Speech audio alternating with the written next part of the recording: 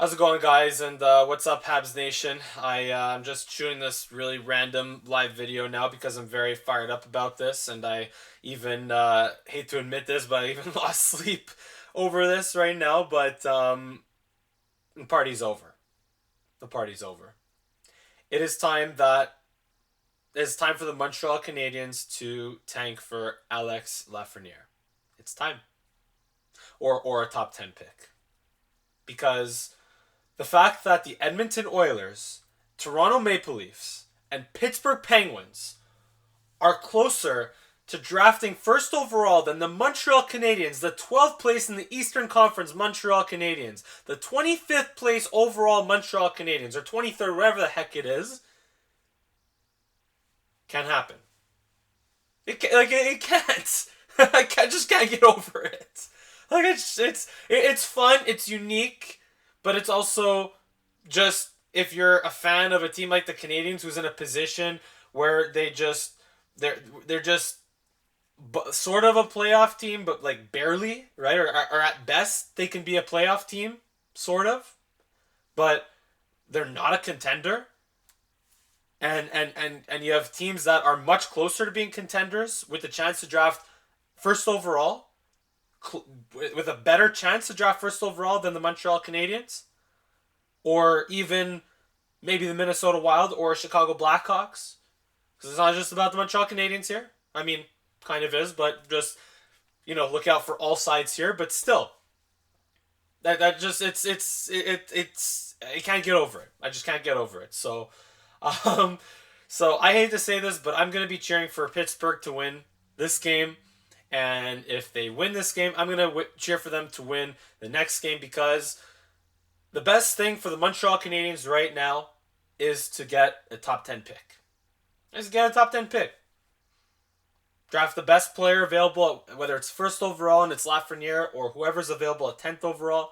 Canadiens need to get a top 10 pick, because right now the Canadiens, we know, will not land, will very unlikely land a Taylor Hall or a very high-end free agent. And don't get me wrong, look, even without a really high-end free agent, the Canadiens are still in a good position. Kotkaniemi, Suzuki, both growing up. Romanov will join the squad next year to Petrie and Weber. And that will bump down, or that will keep Sherratt and Weber solidly together, and Romanov could swap in with Kulak. So again, the Canadiens are in a good position moving forward. But if they want to be a contender and go over the top, they need that difference maker.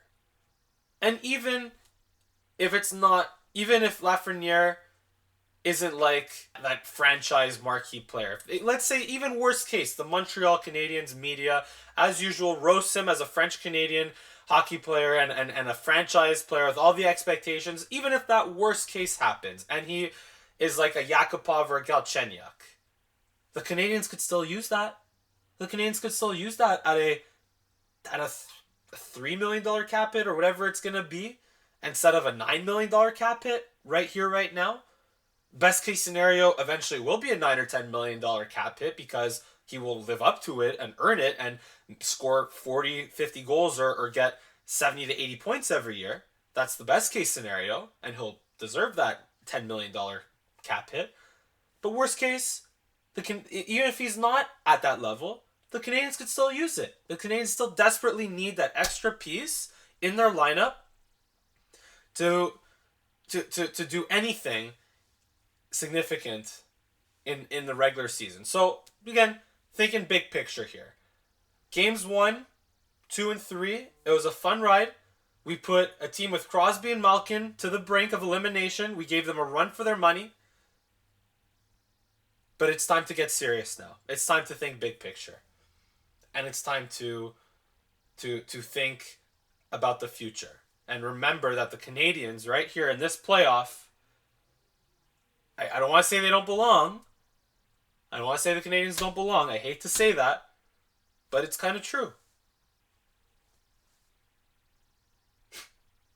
And the Canadiens are best suited to be getting at least the opportunity to draft first overall or get a top 10 pick. And that's what's best for the Canadiens Maybe not this second. Maybe it's not best for their players who are playing their butts off and playing a fantastic series so far against the Pittsburgh Penguins. They're playing over their heads like they were supposed to, or like not they were supposed to, but that they needed to in order to get to this point of putting Pittsburgh on the brink. But the party's over. The party's over. It's time to focus on the future and what the Canadiens really need. Even if, let's say, magically, just magically, Canadiens go on a Stanley Cup run this year, which is less than a 12.5% chance, by the way. Still, even right now. Let's say the Canadiens go on a magical Stanley Cup run this year. Or a deep playoff run, and not a Stanley Cup run, but a deep playoff run. Like, that's amazing, we want that, but it won't be as awesome as if the Canadiens go on another playoff run without the pandemic and with 21,000 people in the Bell Center and with people gathering in bars and watching the game and having an actual buzz in the city in April or in May or June instead of August, instead of a virtual buzz. And it's still great. Again, don't get me wrong. Still fun. But right now, the best thing for the Montreal Canadiens is to now lose. And again, not to go on a... Obviously, the Canadiens win a Stanley Cup. We want that, of course. So I'm talking about playoff run, right? 2010, 2014, right? Yes, a playoff run would be fun, but I think it would be more fun, or I know it would be more fun, if it weren't for the pandemic, if there were no pandemic going on. And the best way for that to happen is to draft either first overall, get Lafreniere, or even the top 10. And even then, who knows? What if you bring another free agent forward? What if you bring another free agent defenseman maybe to solidify things? You'll still have cap space to play with, right? You'll still have options. And you'll be in a really good position to take it to the next step. And that's what this team needs right here, right now. So, again, party's over.